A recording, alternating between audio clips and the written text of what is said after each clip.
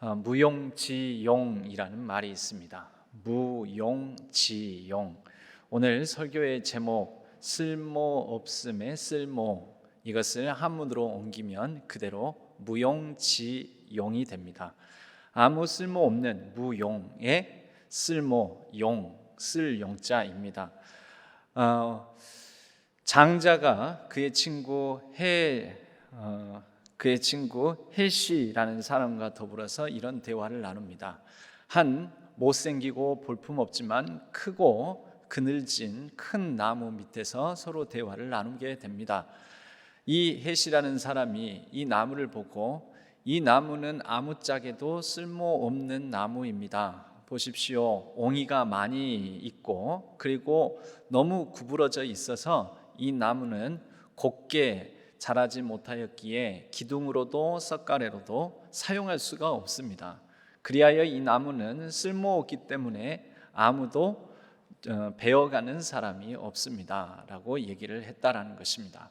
그럴 때 장자가 그 옆에서 이거 보시오, 이 나무는 아무도 쓸모없어 보일지 모르지만 아무도 찾지 않았기에 이 나무는 잘 살아남아 이 숲을 지키고 있지 않습니까? 그리하여 이 나무 그늘 아래에 우리가 함께 이러한 얘기를 나누고 소요하고 자유함을 누리고 있지 않습니까? 곧고 건강하고 쓸모있는 나무는 제일 먼저 베어져서 석가래로 쓰일 것이고 그 다음 못생긴 나무는 기둥으로 쓰입니다. 그러나 아무짝에도 쓸모없을 것 같은 볼품없는 나무는 이렇게 살아남아 산을 지키고 있습니다 라고 얘기를 했다라는 거지요. 그래서 이 말을 줄여서 무용지용이라고 합니다. 다시 우리 한글로 풀게 되면 쓸모없음의 쓸모, 그리고 이 나무와 산에 적용을 해보면 못생긴 나무가 산을 지킨다라고 말할 수가 있습니다. 여러분 어떻습니까? 못생긴 나무가 산을 지킨다.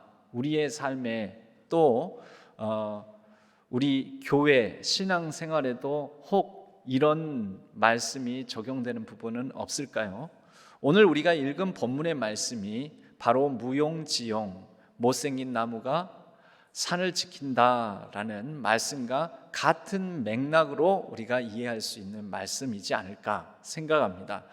시편 118편에 이미 예수 그리스도를 향한 예언적 그런 시구가 담겨져 있습니다.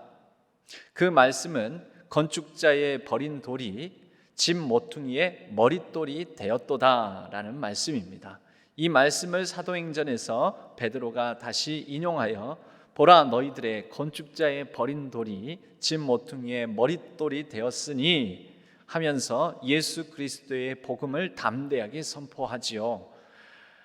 다른 이름으로서는 구원을 받을 수가 없나니 천하 사람 중에 다른 이로는 구원을 받을 수 없다라는 말씀이 바로 이 시편 118편 22절에서 23절의 말씀을 인용하면서 베드로가 한 말씀입니다. 여러분, 건축자의 버린 돌, 유대인들, 그들은 하나님 나라의 자신들이 주인이다. 선택된 백성으로서 하나님의 구원을 입은 백성으로 하나님의 구원을 이루어가는 그러한 축복된 백성이다 여겼습니다. 건축자의 의식을 가졌던 것이지요. 그런데 그들에게 예수 그리스도는 그들이 생각했던 방식의 메시아로서 사역하지 않았고 그들이 생각하고 바라고 꿈꿨던 그런 방식으로 기능하지 않은 예수님의 모습을 보면서 이분은 쓸모없다, 쓸데없다. 우리는 이런 메시아를 기다린 적이 없다. 우리가 필요로 하는 쓸데 있어 하는 쓸모 있는 메시아가 아니다 해서 예수님을 십자가에 못 박아 죽이게 됩니다. 하나님을 가장 사랑한다는 사람들이 하나님의 이름으로 하나님의 아들이자 하나님이신 예수님을 죽인 사건, 그것이 십자가 사건입니다. 그런데 하나님은 이 일을 어떻게 사용하셨습니까? 건축자의 버린 돌과 같은 예수 그리스도, 그들에 의해서 죽임당한 예수 그리스도, 발에 밟힌 예수 그리스도를 들어 사용하여 주셔서 집 모퉁이 하나님의 거룩한 복음의 구원의 놀라운 사역에 가장 중요한 주춧돌 머릿돌로 예수님을 사용하게 됩니다. 그리고 그 예수 그리스도를 머리로 하는 곳이 바로 믿음의 신앙의 구원받은 백성들의 공동체가 교회입니다. 여러분 참 놀랍지 않습니까? 우리 사람들이 생각하기에는 쓸모없다, 쓸데없다, 그렇게 버림받고 밟힌바되고 모욕당하고 죽임당한 그러한 것을 하나님께서는 들어서 사용하셔서 하나님의 놀라운 구원을 이루시고 하나님의 놀라운 복음의 역사를 이루시는 것은 하나님의 섭리다라고 말할 수 있겠습니다. 그런데 그것이 우리 한 개개인에게 이루어지면 무엇이 될까요? 아무 쓸데없는 것 같은 나, 아무 쓸모없는 것 같은 나를 들어 하나님께서 모든 약한 자들을 들어 사용하셔서 강한 자들을 부끄러워하게 하시는 하나님의 이러한 일들을 두고 우리는 뭐라고 고백합니까? 은혜라고 고백합니다. 은혜. 이런 나를 들어 쓰셔서 하나님의 일을 하나님께서 하나님의 쓰임대로 사용하시다니요. 모든 것이 하나님의 은혜입니다. 우리가 찬송가에서 그렇게 고백합니다. 하나님의 은혜로 있을 데 없는 자 왜 구속하여 주는지 난 알 수 없도다. 여기까지만 하겠습니다. 여러분, 쓸데없는 자를 들어서 하나님께서 구원하여 주시고 쓸데없는 우리들을 구속하여 주셔서 하나님의 쓸데없는 자로 여겨주시는, 여러분 하나님은 정말 쓸데없는 일을 하시는 분 아닙니까? 하나님께 우리가 구원받는다고 해서 하나님께 무슨 쓸모가 얼마나 있겠습니까? 하나님이 완전해 주시고 온전해 주시고 하나님께서 더 하나님다워지시는데 우리가 무슨 보탬이 되겠습니까? 오히려 방해만 되고 오히려 하나님께 누가 되고 하나님께 흠만 될 뿐인데, 실제 하나님은 그렇습니다. 하나님은 홀로 완전하시고 인간의 도움이나 인간의 인정이나 인간이 하나님을 하나님됨을 알아주고 존귀 여기고 영광 돌려드리지 않아도 하나님은 스스로 홀로 존재하시고 홀로 완전하신 분이십니다. 우리의 어떠한 위로도, 우리의 어떠한 인정도, 우리의 어떠한 칭찬도, 우리의 어떠한 존귀와 영광 올려드림도 사실 필요 없는 분이시지 않습니까? 그런데 그런 하나님이 우리를 필요로 하신답니다. 우리를 필요로 하셔서 우리같이 쓸데없는 자들을 구원하셔서 하나님께서 나는 네가 필요하다, 네가 있으므로 내가 영광을 받는다, 너가 있어서 내가 참 좋다라고 말씀하신다라는 거죠. 여러분, 바로 여기에 우리의 구원과 우리의 복음이 출발합니다. 바로 그것이 우리의 복음의 근거입니다. 오늘은 이 쓸데없음의 쓸모, 여러분 이것은 장자가 얘기를 했지만 사실은 우리의 복음의 정수를 드러낸 말이기도 합니다. 바로 그 쓸데없음의 쓸모를 몇 가지만 나누어 보고자 합니다. 여러분, 먼저는 사람입니다. 쓸데없는 사람 없습니다. 하나님 나라에는 쓸데없는 사람 없이 모두 하나님은 쓸모 있다라고 말씀하십니다. 여러분, 그래서 우리가 하나님을 붙들고, 그래서 우리가 하나님을 믿고, 그래서 우리가 하나님 안에 거하는 것입니다. 하나님 안에 거할 때 그 모든 쓸모없고 쓸데없이 여기는 세상적 가치관과 세속적 사고를 가지고 있는 세상적 편견과 세상적 선입견에 사로잡혀서 쓸모없다고 여기는 우리의 기능성, 유용성, 그것이 다 무용해집니다. 여러분, 기능적으로 또 유용한 면에서 보면 우리는 대단치 못하지만, 그러나 하나님은 그런 것 상관없이 우리를 있는 그대로 쓸모 있다라고 여겨주십니다. 그래서 우리는 또 찬양으로 이렇게 고백하는 것이죠. 바로 그렇게 우리를 쓸데없으나 쓸모 있다고 여겨주시는 하나님으로 인하여서 하나님이 계시기에 내가 있습니다. 주님, 우리 주 예수 그리스도로 말미암아 내가 삽니다라고 고백하는 것이지요. 우리가 이런 찬양이 있지요. 나는 있어도 주님이 곁에 없으면 나는 언제나 없습니다. 나는 없어도 주님이 곁에 있으면 나는 언제나 있습니다. 주님이 계심으로 나도 있고 주님의 노래가 머물므로 나는 부를 수 있어요. 주여 꽃처럼 향기 나는 나의 생활이 아니어도 나는 주님이 좋을 수밖에 없어요. 주 예수 나의 주님이여. 여러분, 우리가 사는 것은 주님이 계심으로 삽니다. 우리가 쓸데 있는 것은 바로 하나님의 은혜가 머물기에 우리가 삽니다. 우리가 찬양할 수 있는 것은 바로 그분의 사랑의 은혜가 우리 가운데 임하기에 우리가 그렇게 찬양하고 고백할 수 있습니다.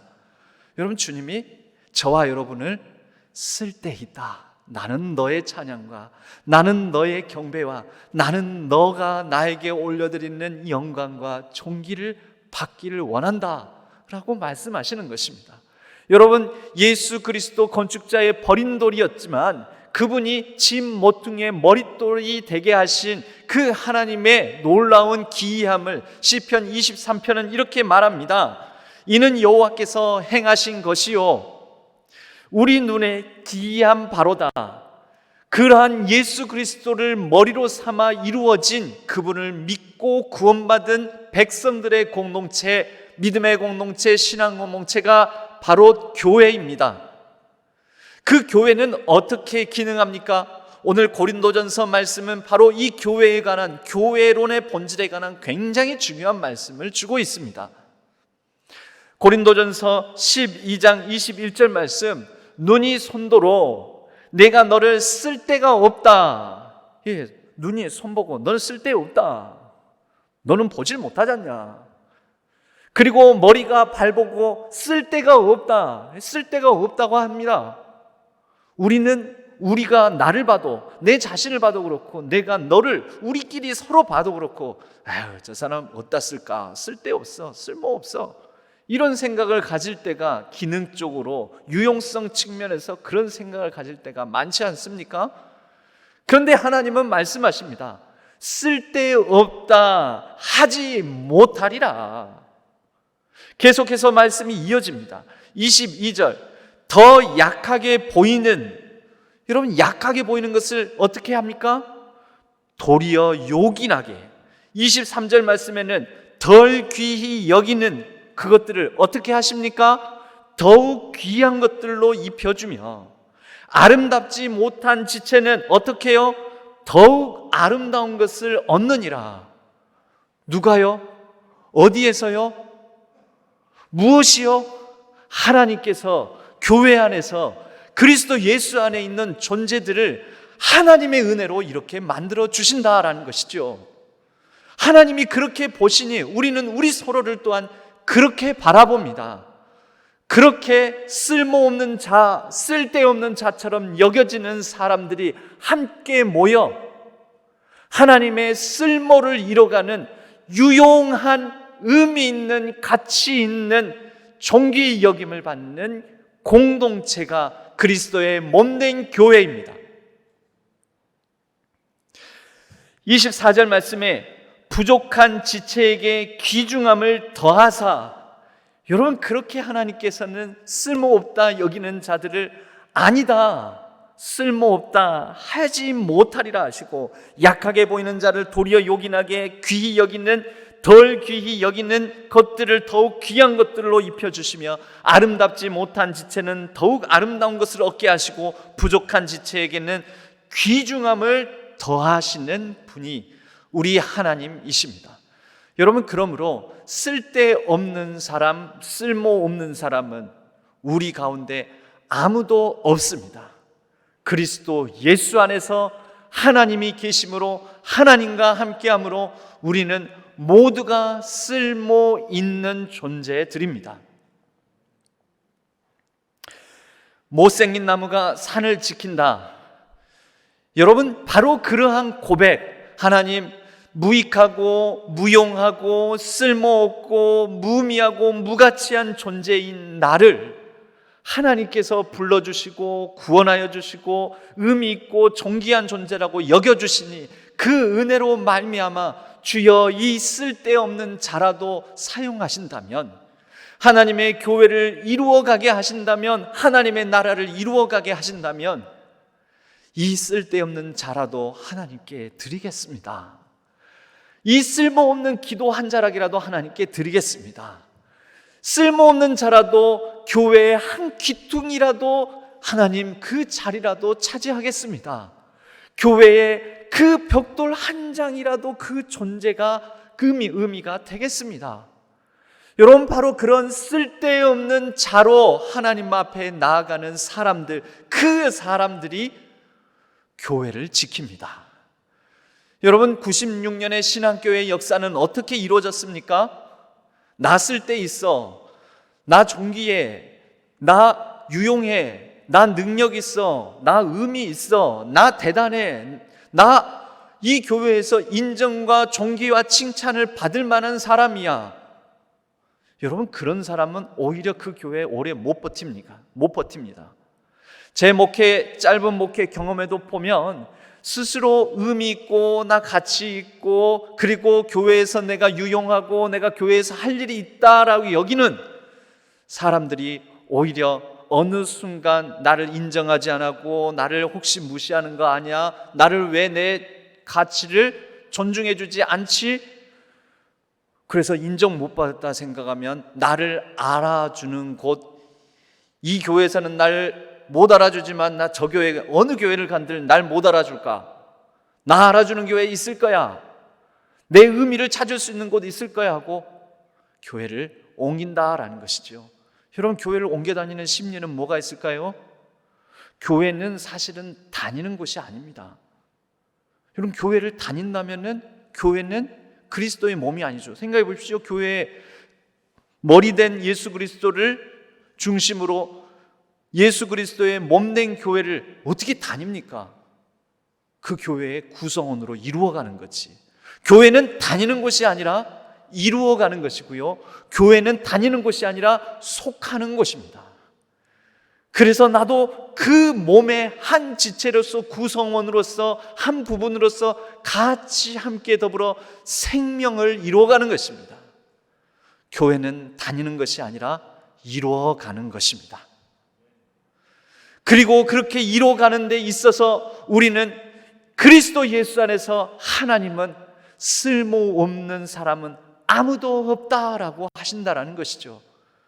그렇게 나는 쓸모없습니다. 그러나 나조차도 쓸데없는 자 불러주셔서 구원하여 주셔서 은혜 주셨으니 이 쓸데없는 자의 고백으로 하나님 앞에 겸손하게 나아갈 때, 여러분, 그런 사람이 나 쓸데없는 자 어디에서 나를 받아주고 나를 안아주고 나를 품어주고 나를 구원해주고 은혜가 어떻게 어디에서 임하겠는가 하고 있는 자리를 지키며 교회를 이루어가고, 그렇게 신앙교회 96년의 역사도, 신앙교회가 지금 여기 든든히 서 있는 것은 바로 그러한 쓸모없는 자로 고백하는 사람들의 쓸모없는 듯한 헌신과 희생과 기도가 모여서 그것이 바탕이 되어 그 반석 위에 교회가 세워진 것이라고 믿습니다.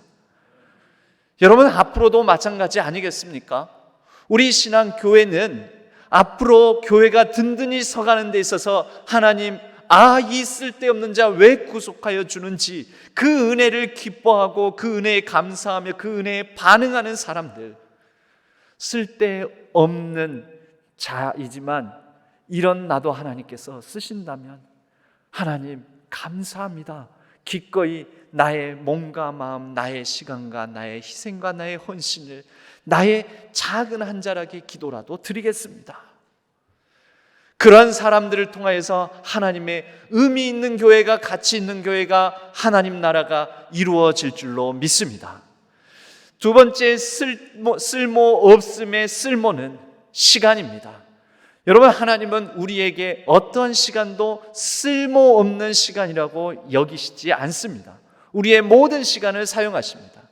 그러나 우리 사람들은 우리에게 주어진 시간 가운데 특별히 괴롭고 힘들고 아무 열매도 없고 가치도 없고 고통스러운 황량한 광야의 시간들을 쓸모없다고 여깁니다. 여러분, 광야의 시간을 기뻐하는 사람이 누가 있겠습니까? 괴롭고 고통스러운 그 시간들, 인생의 어려움과 아픔들, 여러분, 그 광야의 시간을 좋아하는 사람은 없을 것이지만, 그러나 하나님의 백성들이 애굽을 떠나 광야가 없었다면 그들이 진정 하나님의 백성이 되지를 못했습니다. 하나님의 말씀을 광야가 아니었으면 듣지 못하였습니다. 창세기, 출애굽기, 레위기, 민수기, 신명기에 바로 그 모세 오경의 토라 율법의 말씀은 광야에서 선포되었고, 광야였기에 그들이 그 말씀을 더욱더 절실히 붙들 수 있었습니다. 여러분, 광야는 괴롭고 힘들어서 어느 누구나 사람이라면 일부러 걷고 싶고 겪고 싶지 않은 시간들, 과정일지 모르지만 그 광야를 통하여 하나님은 하나님의 놀라운 일들, 창조의 역사, 새 백성을 만드시고 새 땅에 들어가게 하시는 준비의 시간으로 그 시간을 사용하신다라는 것입니다. 저와 여러분의 어떤 광야의 시간이 있습니까?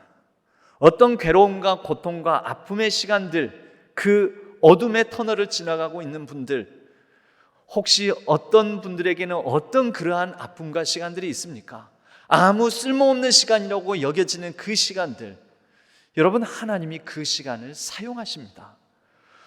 또 이런 찬양이 있습니다.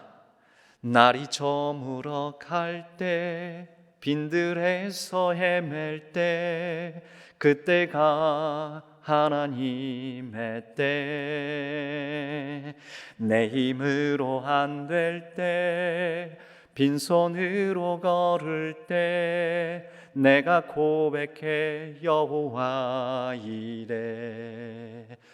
주가 일하시네, 주가 일하시네, 주께 아끼지 않는 자에게.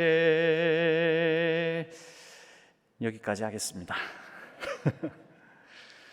여러분, 언제 하나님의 때입니까? 날이 저물어가고 내 힘으로 안 되고 빈손으로 걷고 그 광야의 걸음걸음 빈들에서 헤맬 때, 여러분, 그때 하나님이 일하십니다. 그때 내가 회복됩니다. 그때 내가 하나님의 형상의 본질 가운데 올바르게 서게 되는 시간, 하나님의 때, 하나님의 시간이 됩니다. 하나님의 때, 하나님의 시간에는 무엇이 이루어질까요?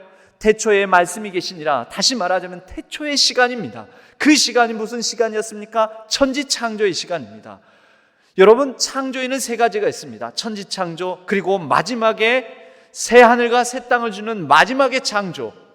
그런데 지금 그 천지창조와 태초의 창조와 마지막 창조 사이에 하나님의 계속되는 창조가 있습니다. 그렇게 창조는, 성경에 말하는 하나님의 창조의 역사는 세 가지로 이르는데, 지금 우리는 바로 그 하나님의 때, 하나님의 시간, 계속되는 하나님의 창조의 시간을 살아가고 있는 것입니다. 그 창조의 시간도 비슷하게 이루어집니다. 혼돈과 공허, 흑암, 바로 우리의 인생의 광야의 걸음, 광야의 시간, 어려움과 아픔, 고통의 터널을 지나가고 있을 때, 내 힘으로 안 되고 빈들에서 헤매고 광야의 걸음걸음을 걸을 그때에 하나님께서 계속되는 창조의 놀라운 빚으시는 역사를 이루어 가신다라는 것이죠. 여러분, 우리가 의미 없고 아무 목적이 없는 시간들, 도대체 무엇을 위해서, 무엇 때문에 이런 시간이 나에게 주어졌을까 싶은, 그런데 때때로는 자발적으로 기꺼이 그런 목적 없고 아무 의미 없는 시간 같은 시간을 보낼 때가 있습니다. 이름하여 그것을 휴가라고 합니다. 여러분, 휴가의 목적은 쉰다라고 보통 얘기하죠.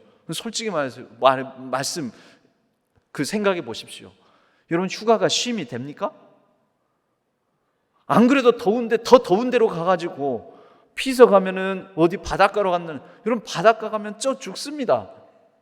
사람도 많고 얼마나 힘든지 몰라요. 애들 데리고 가보십시오. 그러면 더 힘듭니다. 그런데 여러분, 그 시간이 휴가래요. 쉼을 얻고자 한대요. 제가 보기에는 냉정하게 말하자면 이 휴가라는 시간들은요, 의미 없고 효율 없고 목적 없고 별로 가치 없는 시간들입니다. 냉정하게 보면 유용하지 않습니다. 여러분, 휴가 돈 나옵니까? 오히려 가장 비싼 시기입니다. 1년 중에. 그 피서 시즌이, 휴가 피크 시간이 가장 비싸지 않습니까? 그런데 왜 가지요? 왜 그 시간을 보냅니까? 왜 일부러 그렇게 광야를 걷습니까?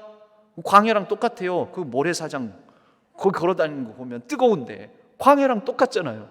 아이고 목마르고 메마르고 갈증나고 덥고 살도 막 타고 벗겨지고.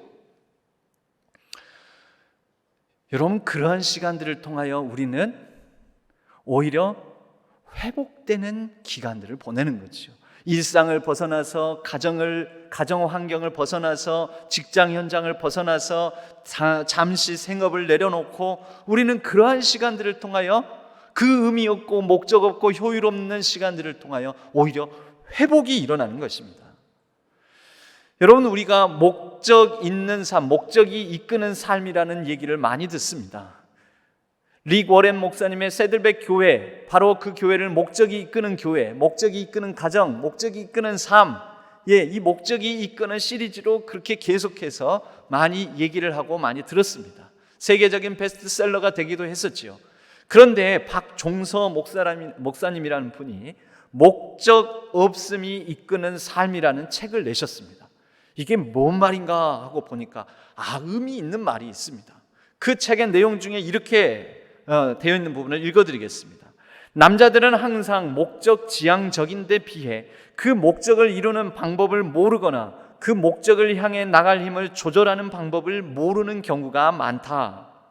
남성 에너지는 파장이 거칠어서 목적지에 도착하기 전에 사고를 내고 난파될 가능성이 높기 때문이다.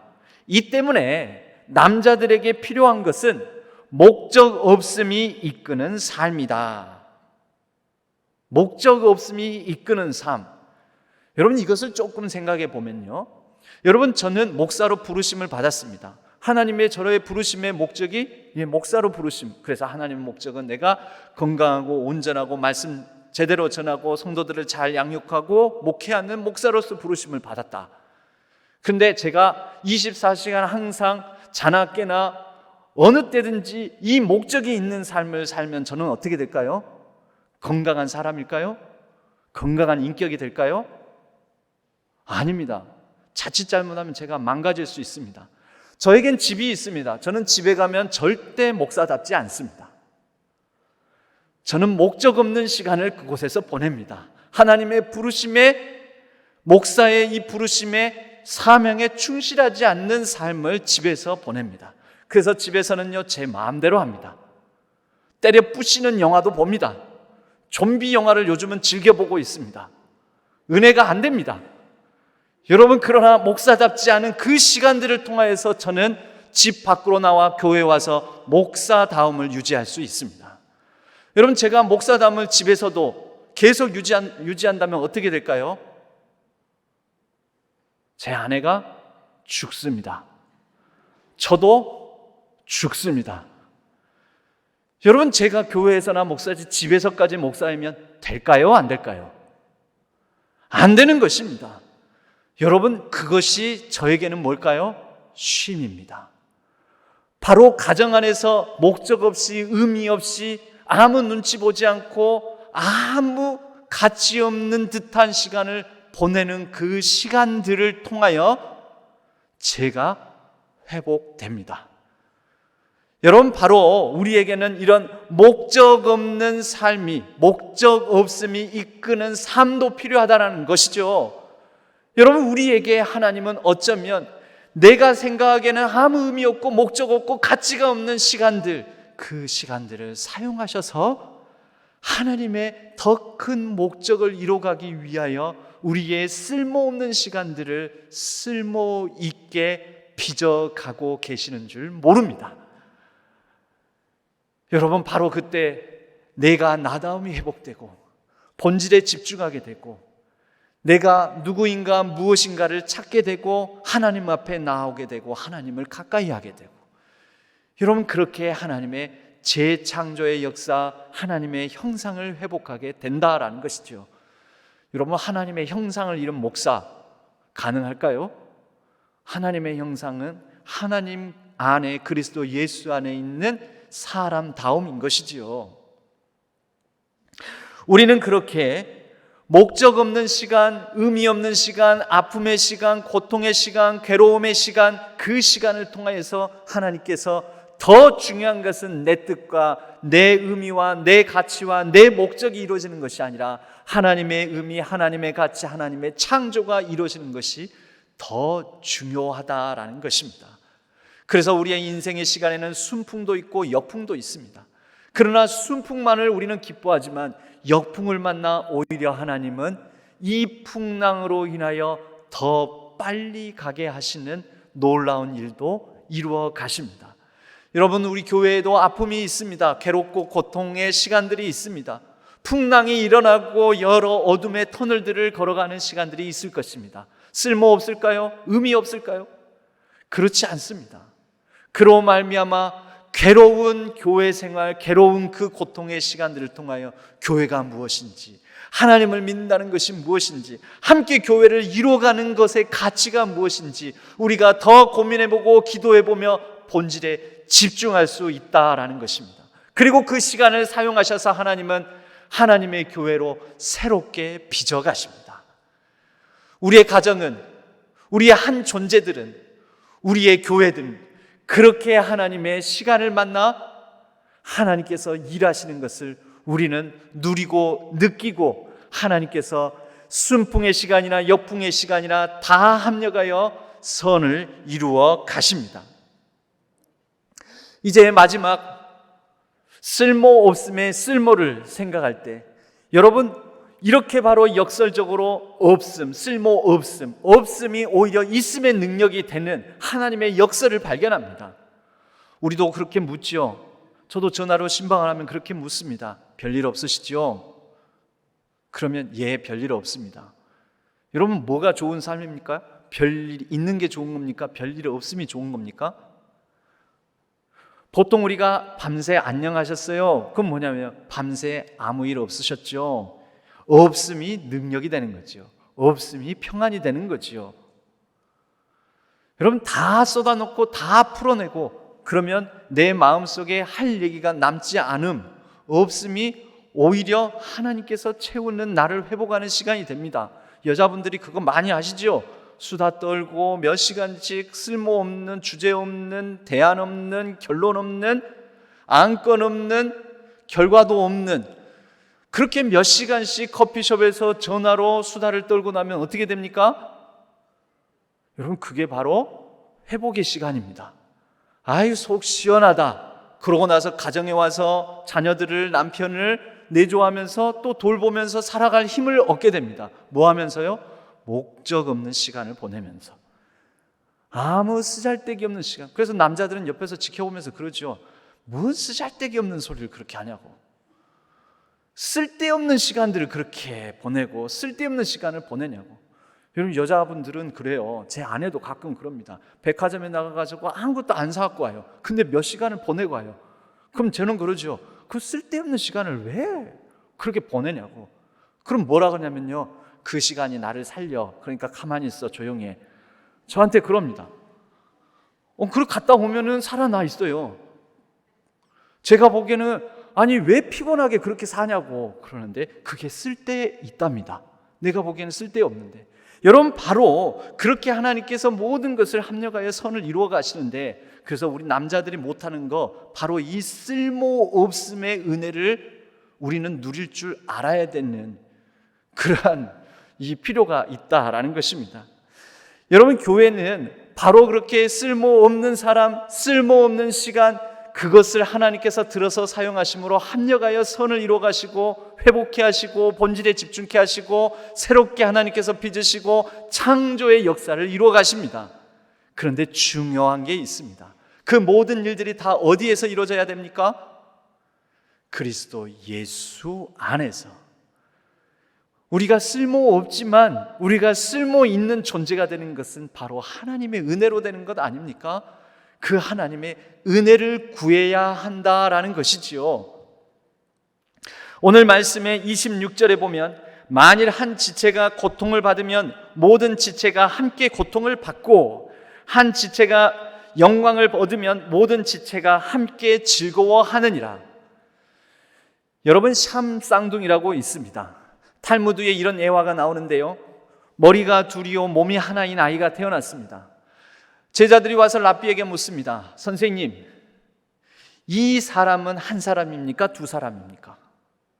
그래서 랍비가 이렇게 대답했답니다.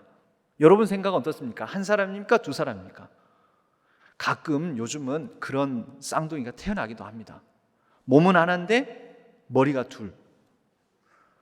한 사람이에요? 두 사람이에요? 랍비가 대답하기를 한 아이의 머리를 세게 내리쳤을 때 반대쪽에 있는 다른 머리가 울면은 한 사람이다. 그러나 한 아이를 때렸을 때 다른 쪽 아이가 옆에 아이가 맞는 것을 보고 쌩긋쌩긋 웃으면서 즐거워하면 두 사람이다. 여러분, 교회는 어떤 곳일까요? 함께 고통을 나누는, 여러분, 교회의 한 지체가 괴롭고 힘들고 눈물 나고 아파하면 같이 아파하는 것, 그러면 그리스도의 한 몸이요, 그렇지 않으면 그 교회는 한 몸이 아닙니다. 그 교회는 한 공동체가 아니라, 한 교회가 아니라, 한 몸이 아니라 두 교회, 두 몸, 두 공동체입니다. 같이 고통 가운데 괴로워하고 같이 기쁨 가운데 즐거워하고. 여러분, 반대도 성립하죠. 기뻐할 일을 보면 같이 기뻐하고, 좋은 일을 같이 좋아하고, 좋아하는 경축된 일들을 같이 잔치를 열어서 같이 잔치에 참여하고. 여러분, 그래야지 한 교회의 지체와 한 몸을 이룬 공동체 아니겠습니까? 여러분, 무엇이 필요합니까? 그리스도 예수 안에, 은혜 안에 다 없어도 좋습니다. 우리 다 쓸모없고 쓸모없는 존재처럼 아무것도 기능적으로 유용하지 않아도 괜찮습니다. 그러나 한 몸을 이룬 그리스도 예수 안에 있는 은혜는 있어야 됩니다. 그 같은 은혜 안에 있을 때 은혜가 있고 그리스도 예수 하나님이 계시고 그분이 있으므로 그분 안에서 사랑이 있고 감사가 있고 격려가 있고 위로가 있고 그리고 진리가 있고 복음이 있고 바로 하나님이 계심으로 이러한 있어야 될 것이 있으므로 교회는 교회다워지고 우리 신앙교회는 한 몸을 점점 더 이루어 간다라는 것입니다. 여러분, 그럴 때 우리가 다 그리스도의 몸이요 지체의 각 부분으로 하나님의 놀라운 역사를 이뤄가는 신앙교회, 믿음의 공동체, 신앙의 공동체 될 줄로 믿습니다. 여러분, 사랑이 없고 복음이 없고 진리가 없고 위로가 없고 은혜가 없고 서로 함께 더불어 하는 것이 없고 하나님 그리스도 예수 안에 있음이 없고 은혜가 없다면 우리는 무엇이겠습니까? 그때야말로 쓸데없어 밖에 버려져 밟힐 소금이 되지 않겠습니까?